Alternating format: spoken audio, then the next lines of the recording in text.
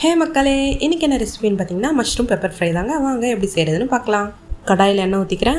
கொஞ்சமாக சோம்பு பவுடர், வெங்காயம், பூண்டு, கறிவேப்பிலை, இஞ்சி பூண்டு பேஸ்ட், வாஷ் பண்ணி கட் பண்ணி வச்சுருக்க மஷ்ரூம் போட்டு மிக்ஸ் பண்ணிவிட்டு 2 or 3 ஸ்லைஸ் தக்காளி மட்டும் போதும், ஏன்னா இனிப்பாயிடும், அதனால தான்.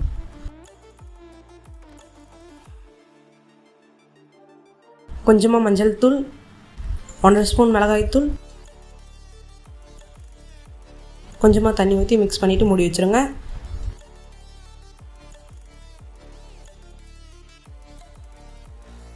கொஞ்சமாக உப்பு, கொத்தமல்லி போட்டு மிக்ஸ் பண்ணிவிட்டு கொஞ்சம் தண்ணியெலாம் சுண்டணும்.